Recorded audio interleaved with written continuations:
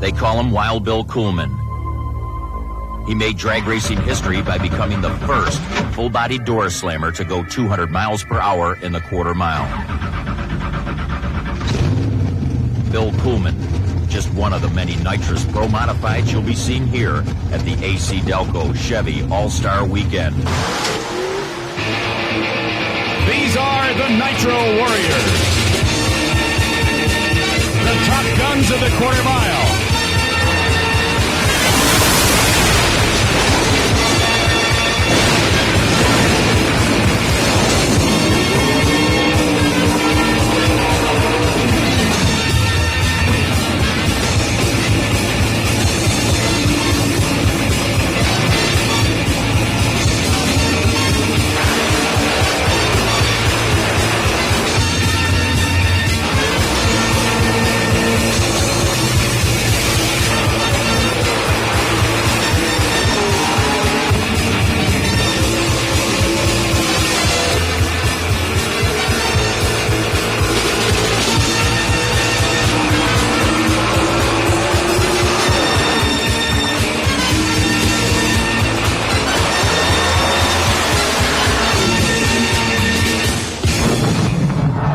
Oh, it's wild. It hurts your heart when they take off. Hello, everyone.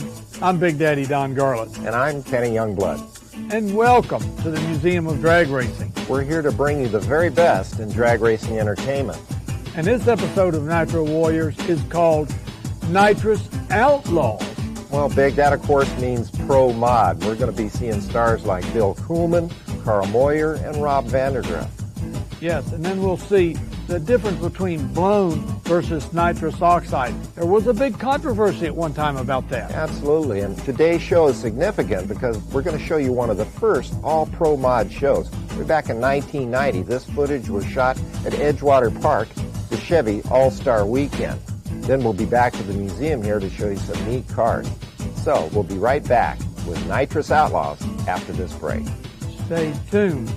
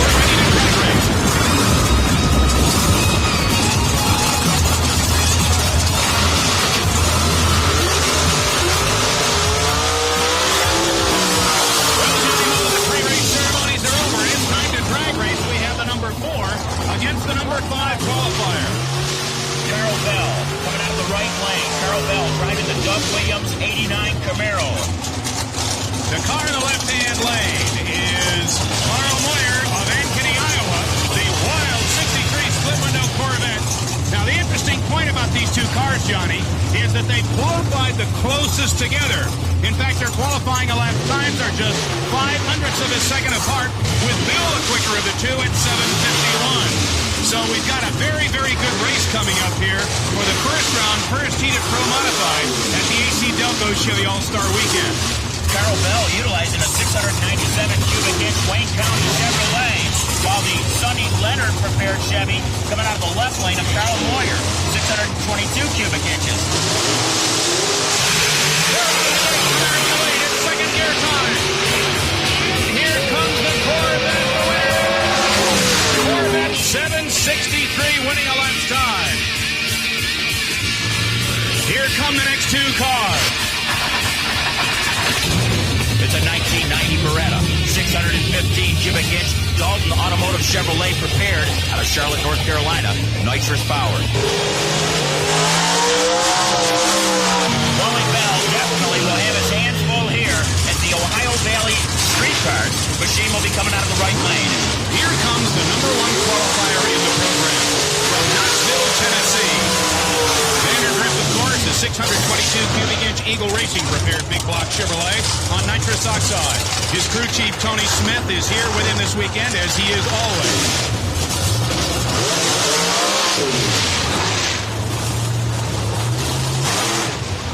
Let's see what happens now, ladies and gentlemen, as the number one qualifier, Robbie Vanderdraft in the Soft Seal 57 Chevrolet shoebox, the yellow 57 Chevrolet in the left lane, prepares to face Wally Bell, a 30-year drag racing veteran in his brand new Carl Chevrolet sponsored and Ohio Valley Street Parts equipped 1990 Chevrolet Beretta.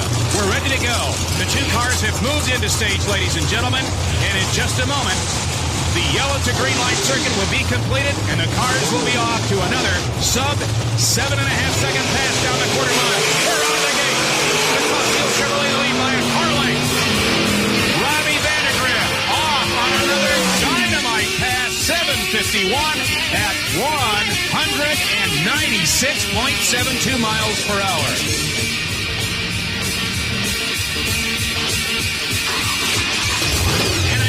Sound in pro-modified drag racing, that of a supercharger on alcohol. You're looking at Jim Brozovich in his direct performance 1990 Chevrolet Beretta.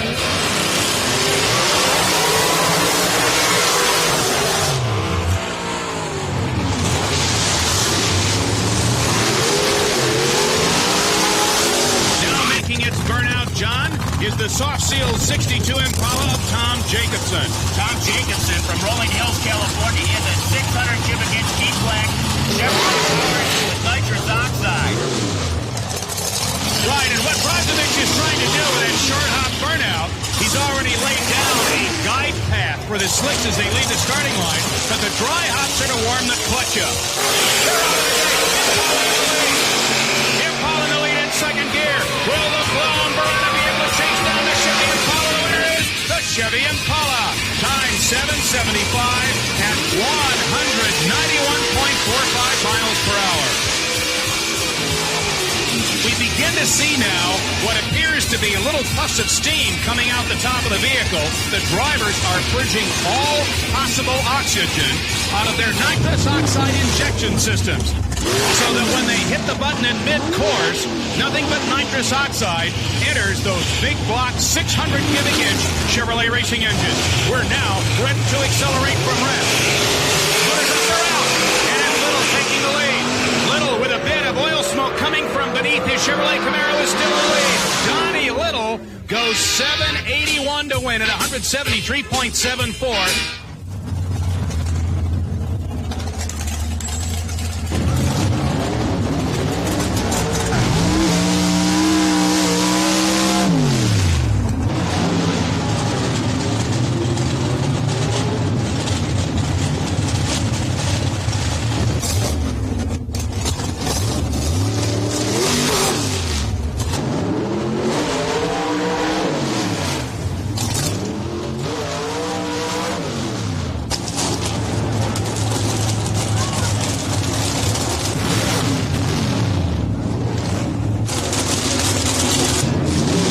I've been driving these cars for about 25 or 30 years, and I guess it's just in your blood. I've tried to quit 3 or 4 times, and somebody come by would lead me on a little bit, and here we are again.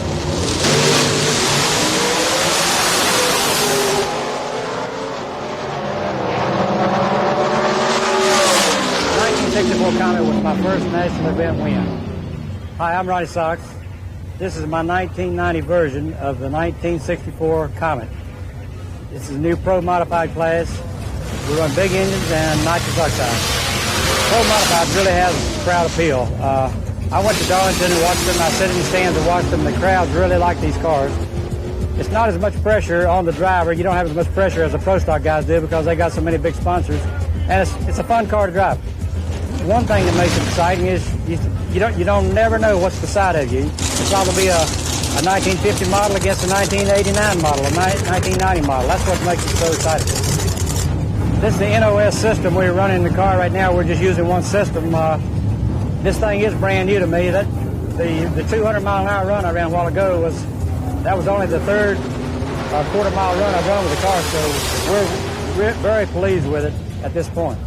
The thrill is still there, and I still enjoy it. So that's the reason I'm here. I just enjoy driving these cars. You get in there, put on that helmet, you forget all your problems because you got one beast here you got to look after. We've got more Nitrous Outlaws right after this break. Stay tuned.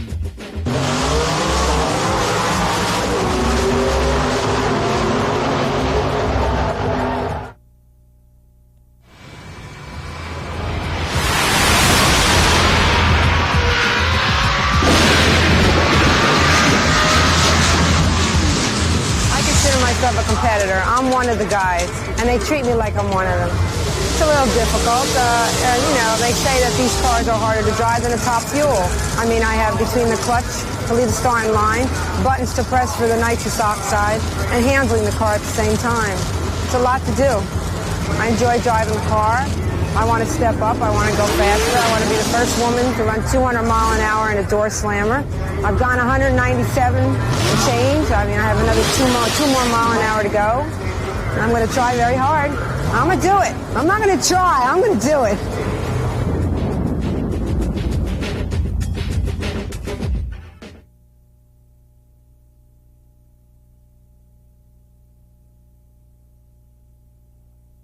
These are the steely eyes of a killer. In this case, it's Killer Brooks, and the only thing he kills is the competition in the other lane. Brooks runs a nasty Chevy Pro Mod. Hear him and the crew thrash on the transmission, getting ready for the IHRA World Finals. But just how did the killer get that name? It was 4 laps on, I was so wild of a driver that everybody called me Killer because I didn't let no race get away. That's why they called me Killer. Well, I run a first-class operation. My crew and winning and first class of everything. It's my performance on the track that speaks for itself. Let's show them what's at. We'll stay. Show them where it's at. Let's where do we it. going this time? Trying to go to 690 or 89. 689? All right. Got to do it. The car next to Brooks will be his opponent, Eddie Harris, in the supercharged Pontiac Trans Am, the Boss Sauce. Brooks purges the nitrous and rolls towards the starting line. These Pro Mods are really radical pieces. The Pro Stock guys don't like them because they take it one step beyond. Bigger tires, huge wings, the rules are loosened up for these Pro Mods. Brooks wants to run that 689, so he lines up carefully, gets into the water box, very meticulous about getting this car staged properly.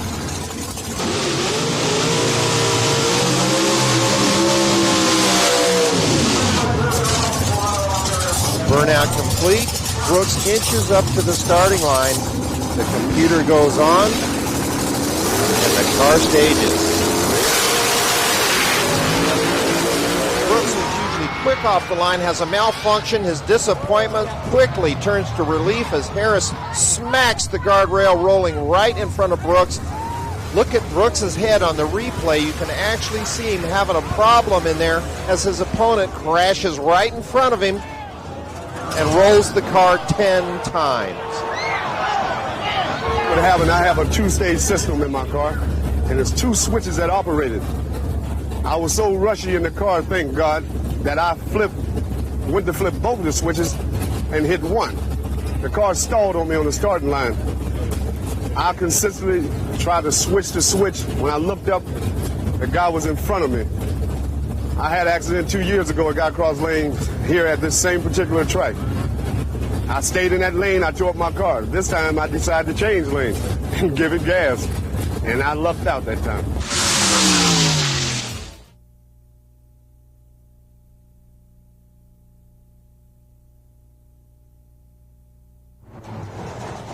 Pro Modifieds were all nitrous oxide cars until this guy came along. He's the spoiler, Jim Oddie, with a supercharged alcohol-burning Corvette. Fred Hahn at the wheel. This is now the winningest car in the category. Hahn and Oddie devastated their competition when they ran a 669 ET at Bristol.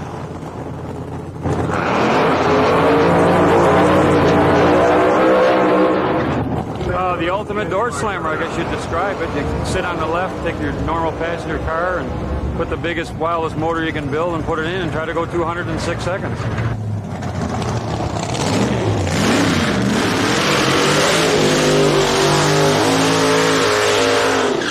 Well, when we looked at the rules, we could see we could do this either way, and being that we run blown door slammers since the 1960s, we just decided to do it with a blower, and I got a good crew and a great driver, and maybe we work harder than the rest. I don't know, but it's a real tough job.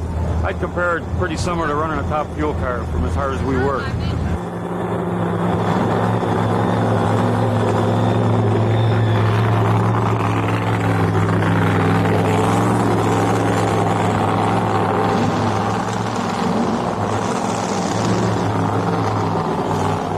Big statement when we started was run what you brung and you better bring enough. So when the guys were just reaching for the sixes in the second meet, we showed up and ran 669. It really brought about a big group of rule changes, and maybe it's something that it needed, but we've dealt with it over the years, and we seem to be right back running good as the rest of them.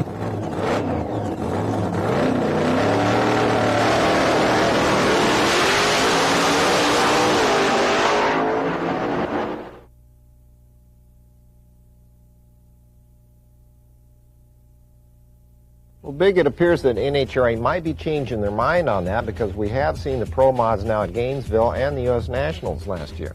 Yes, NHRA is running them as an exhibition class. They don't get any money, probably get a trophy, but the crowd loves them.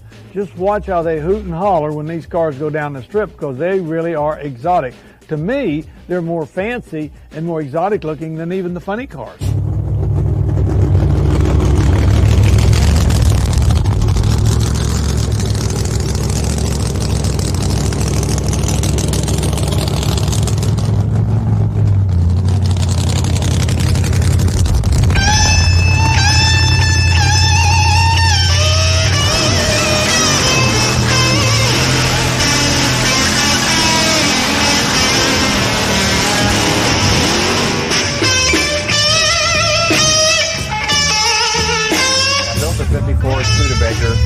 For aerodynamic purposes, we started with a steel body but made all fiberglass molds for all the various pieces. The chassis is constructed from chrome moly tubing. It's basically a pro stock chassis with the funny car cage with some modifications for the pro mod modifications to the blown engine. We ultimately anticipate the car being capable of high 6-second ETs, speeds in the 200-mile-an-hour range. I put the passenger seat in the car so on occasion I can give my wife a short ride and helps her to understand why I spend so many nights out in the garage working on this thing.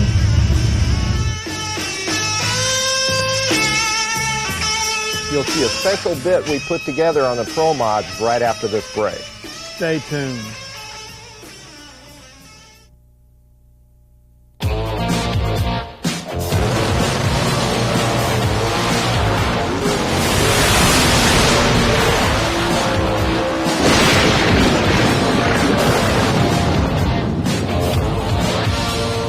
Modified, the newest professional class in drag racing, inaugurated by the IHRA, the International Hot Rod Association, and it has taken the sport by storm.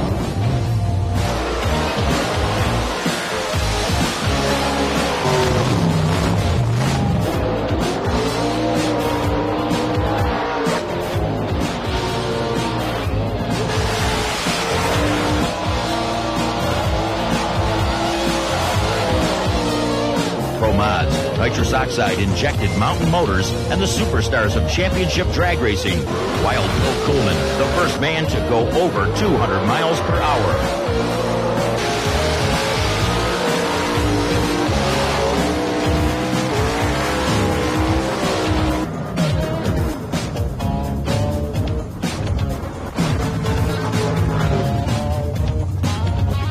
Robbie Vanderdraft, the hottest act in the class with his 57 shoebox.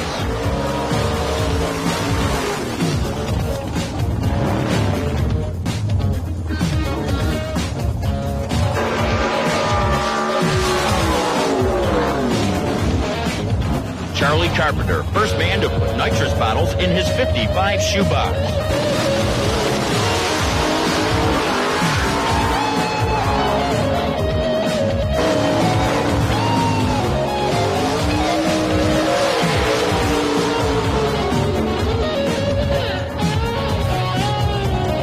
Jim Pure in his brand new sleek Ford Probe.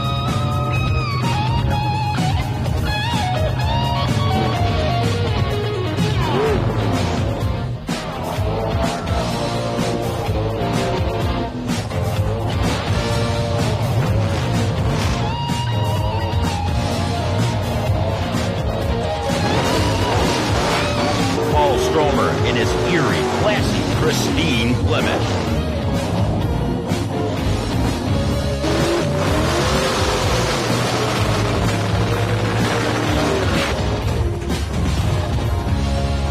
The gorgeous Corvette Nitrous Slammer of Carl Moyer.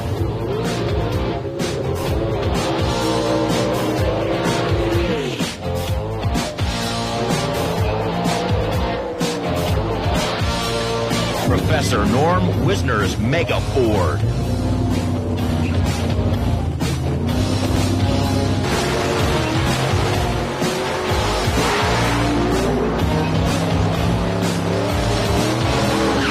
Jeff Littleton's super sleek Chevy Nova.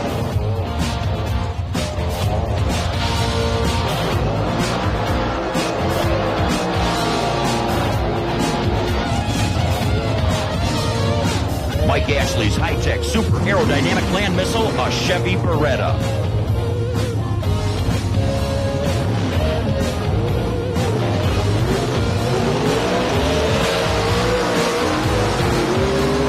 Wally Bell in his supercharged Beretta.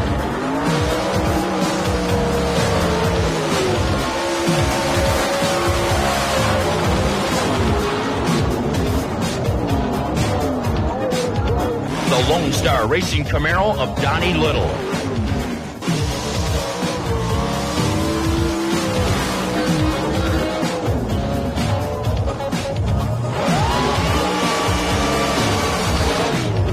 The unorthodox lone Corvette of Jim Oddie, a 669 ET record holder.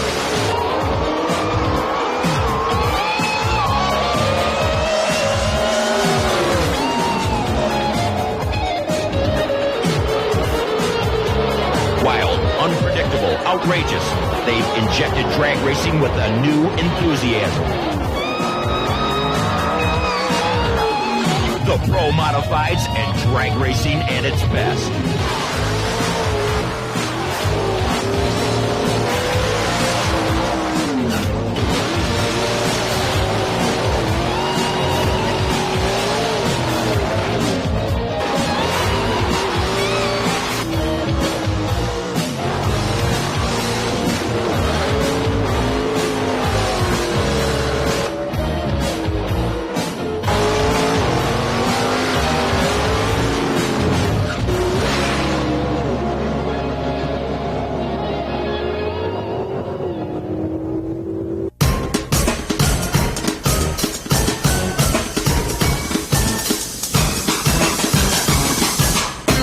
In our next segment, Nitro Warriors takes a look at Animal Jim. You know, Big, it's been a while since drivers have been out there with nicknames. You think these guys are bringing a little showmanship with them?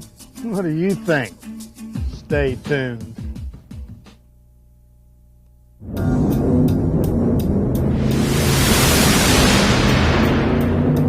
What happened to They were nitrous oxide cars for years and years. These cars raced with nitrous oxide. Then they made a class, and all of a sudden, here comes one blown car. Why did they let the blown car in there in the first place? You tell me. Because they were short on a field. That's what it was. Okay. And then once they let the camel get his nose under the tent, it was over. And here they come. Because the bottom line in nitrous versus blown is this. If it ain't blown, it sucks. Of course, you're referring to the engine sucking nitrous, right? Yes, I am. And those nitrous boys was trying to suck so much nitrous to keep up with those supercharged cars that I've seen the intake manifolds just blow the whole hood right off the car because there's just only so much of that liquid that you can get in there at one time. The supercharger definitely had an advantage.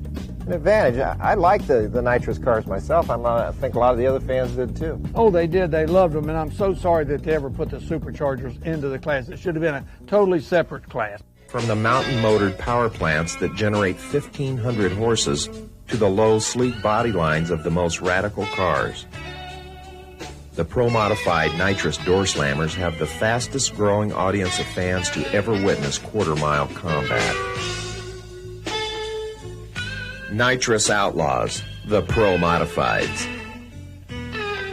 What makes these racing machines rip the strip at over 200 miles per hour in less than 6 seconds?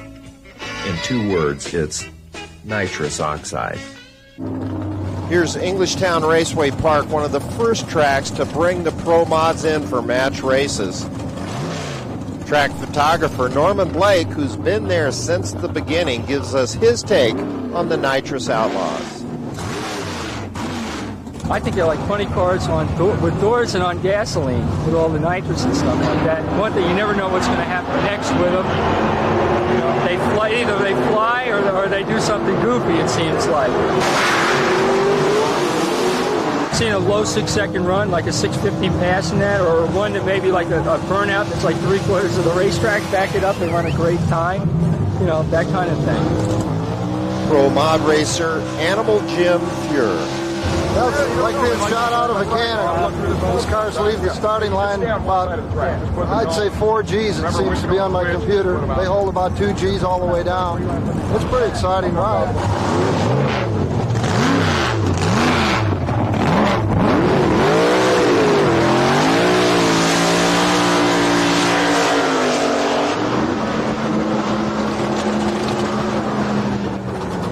Pro Modified, they're familiar with Pro Stock. It's a Pro Stock on steroids. They got a bigger wing, nitrous oxide, body modifications, allow more aerodynamics, and they're a little lighter.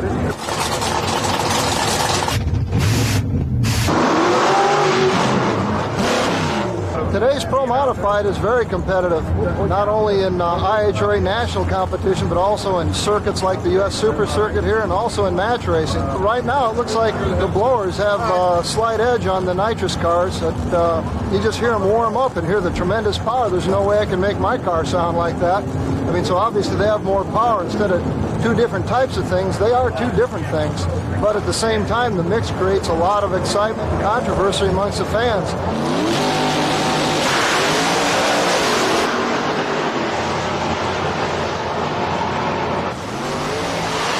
We always have fun, coming back east. There's very few pro mod cars in California, and so, I have to come back here and run where the fast cars are.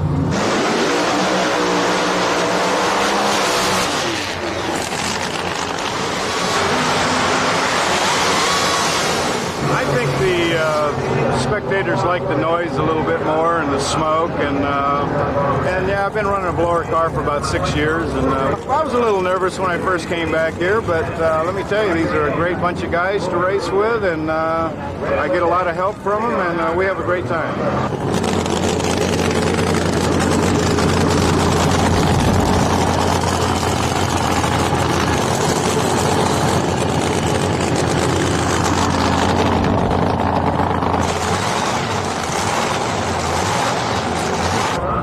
Like to see them stay with the old nostalgia type look, but the cars are going so fast that we're liable to have to change to a lot sleeker car.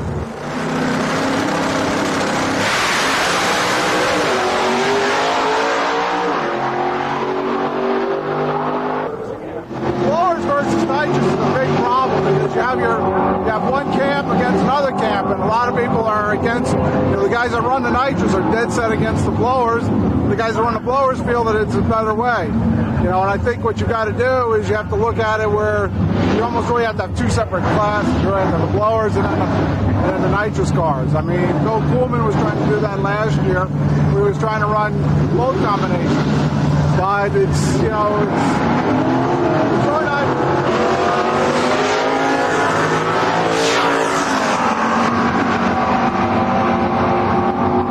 The expense is starting to get it's sort of getting too great now with the expense as far as the nitrous cars against the blower cars. You got the nitrous guys trying to go as fast as the blower cars. The blower cars, it's costing the nitrous guys more money.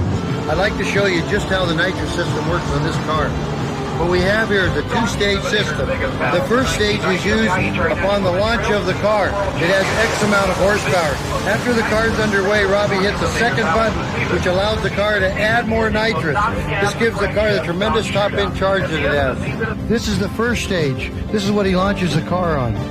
The nitrous comes out of this solenoid. The fuel comes out of this one. It is applied in a fogger nozzle right here. The second stage, after the car is underway, he hits the second button. This is attached to these set of fogger nozzles. These are applied at about half track. This gives the car tremendous power all the way down the course.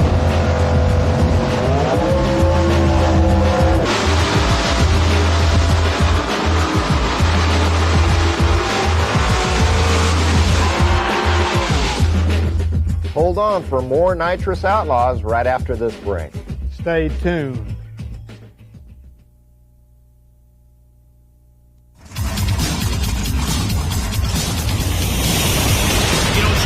Love this rummage-a-brung. You've got mountain over 700 cubic inches. You've got blown on alcohol. You got 2,400-pound machines, 6-second ETs, 200-mile-an-hour passes. Oh, that's what drag racing is all about, Johnny Moto. Take the biggest engine you can get, put it in the safest, lightest vehicle you can build, and come out to the drag strip and play Russian roulette on the quarter mile with it.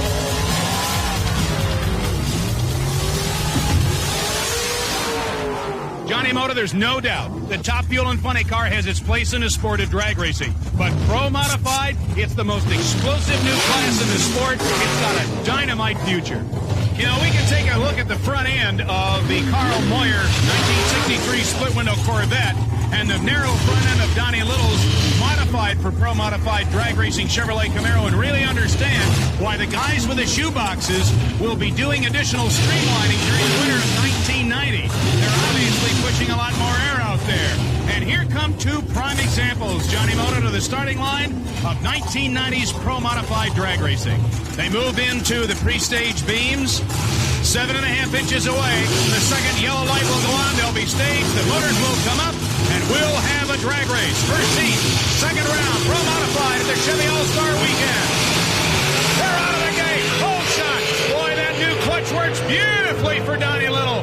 And it's a wire-to-wire victory for the Arkansas drag racer at 7.70 seconds, 177 miles per hour. Well, Johnny, as we go to the second round of the second heat here, we're going to find out who Donnie Little faces in the last round of drag racing. And sure enough, around from the staging area, that beautiful yellow 57 shoebox, Robbie Vanderdraft in the Soft Seal Chevrolet. You know, this should be a very interesting contest, John. In the first round, Jacobson cut the low reaction time of anybody by almost a full tenth of a second with a 4:31 response to a 4:10 straight. So Jacobson is definitely ready to do whatever it takes to win this contest. I guarantee you the friendship that has developed between these two guys, being sponsored by the same team, is just blown out the window. Vanderdraft, the man who, as much as any other individual in this competition bracket, has made it world famous overnight. Neither driver really changing any of their setups on their machines, so they feel that in the first round everything worked the way they wanted it to, and they feel that it's going to carry them to victory in this next round of competition. The two cars move into stage. Soft Seal Chevrolets. One, a 1957 shoebox. The other, a classic 1962 Chevrolet Impala. Both powered by 600-plus cubic inch nitrous oxide injected big block Chevrolets. They're ready. Out of the chute they go. Vanderdraft takes the whole shot. He's a car length in the lead. And Robbie Vanderdraft off to another tremendous win at 7:43, 189.07. I'm Norm Wisner, owner and driver of the 1957 Ford Megaford. This is one of the Outlaw Nitrous cars that we race all around a United Circuit around the country. These cars are usual body cars that you might have seen sometime or another. Old Chevrolets, old Fords, old Plymouths, and some of the newer model Trans Ams, Firebirds, and even a couple of the new Thunderbirds and Probes. These cars are extremely fast. This engine is a replica of an original Ford 460 motor. Now what we've done is we've taken the original cast iron block and changed it into an aluminum block.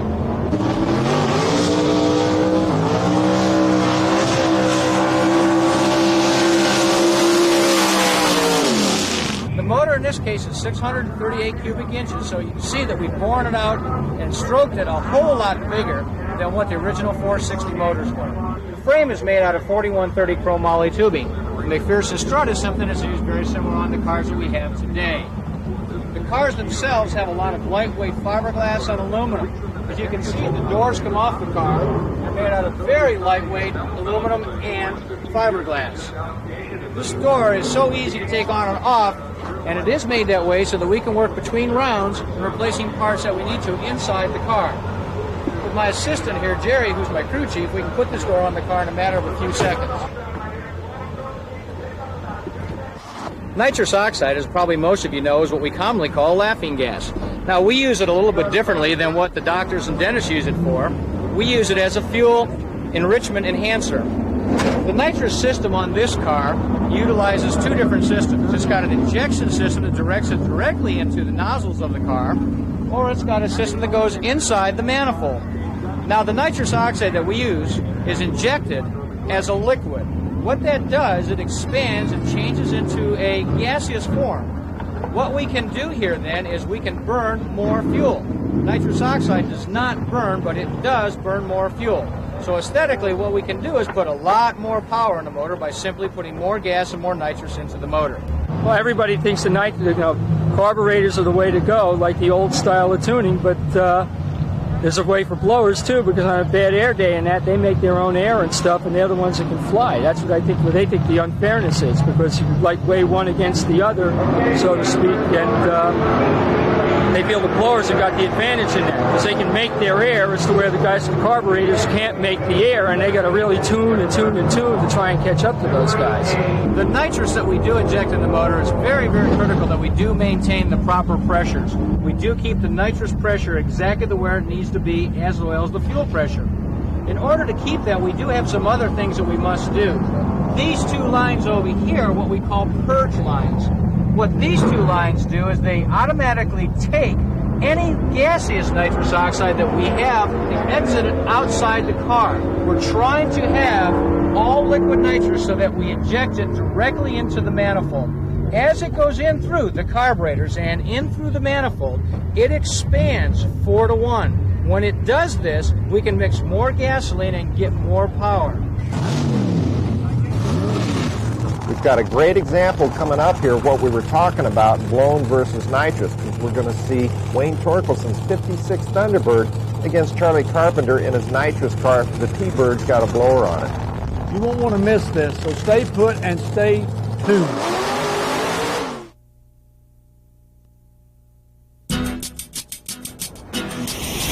In this next segment, Big, we've got a good example of blown versus nitrous. Wayne Torkelson's Thunderbird against Charlie Carpenter's nitrous 55 Chevy. Now, who do you think's going to have the advantage here? Well, I've always said that the supercharger has the advantage over nitrous because they can speed the blower up. There's all kind of trick blowers. There's better blowers. There's not as good of blowers. You have a lot of variables with blowers. And nitrous, you just have to put the nitrous in. You got so much nitrous, that's all you can do. You can't increase the pressure in the manifold with nitrous, but you sure can with a blower. So you're saying there are limitations to nitrous applications?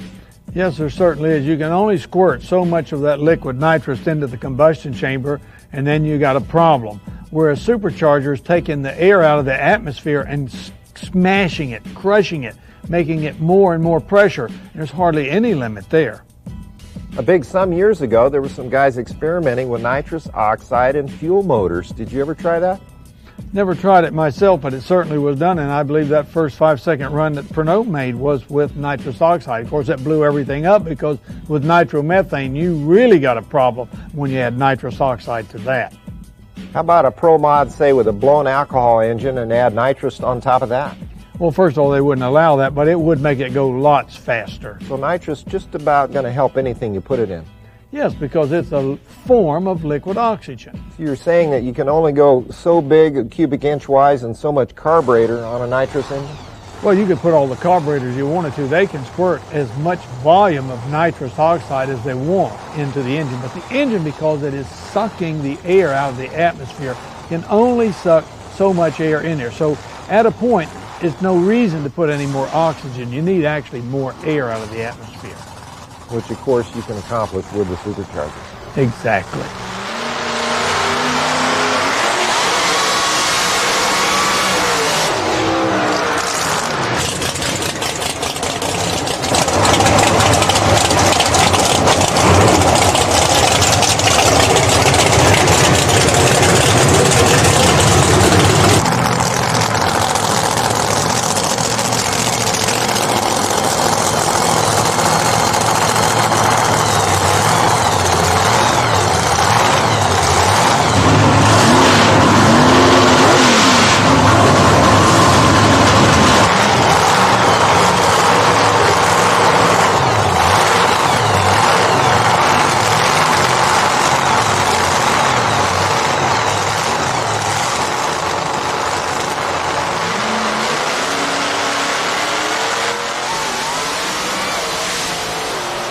Right at the launch, you can see an advantage for the blown car as Wayne Torkelson runs 687 at 204. Carpenter can only muster a 710 at 196 miles an hour.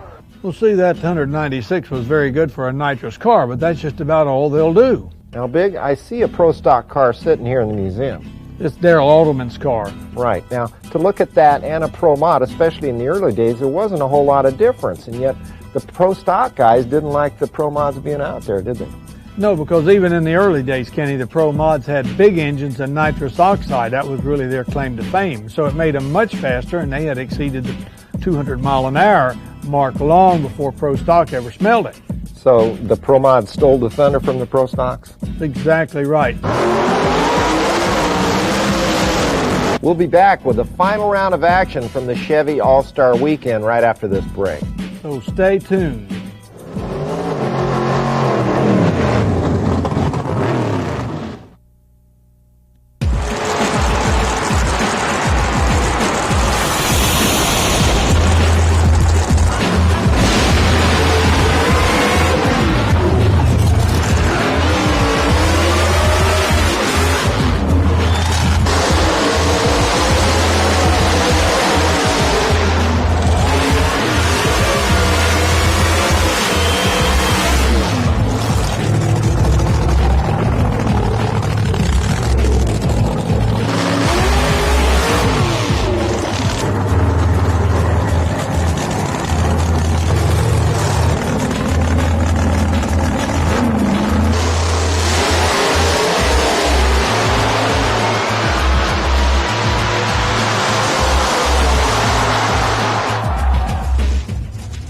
The stage is set here at the AC Delco Chevy All-Star Weekend. I don't think you could ask for a better pair of machines to come into the final, the number 1 and 2 qualifiers. Coming out of the right lane, the Lone Star Racing 89 Camaro, Donnie Little. Robbie Vanderdraft, the soft seal 57 Chevy shoebox, number 1 qualifier at 7:31. He's in the left lane. Donnie Little beat Robbie Vanderdraft at Rockingham. He beat him last Wednesday night in a match race at Norwalk, Ohio. Robbie Vanderdraft wants revenge here in the last round of this AC Delco Chevy All-Star Weekend. They're at the starting line. 3 staging beams lit. Donnie Little, Mountain Home, Arkansas, 1989 Camaro. Robbie Vanderdraft, 57 Chevrolet. They're out of the gate with Vanderdraft in the lead. In third gear, it's Vanderdraft. Little breaks, and Robbie Vanderdraft wins the AC Delco Chevy All-Star Weekend with yet another 7:41 clocking. This one with a top speed of 189.07. Good race, Robbie. Thanks a lot, Doug. Finally got you back. Finally.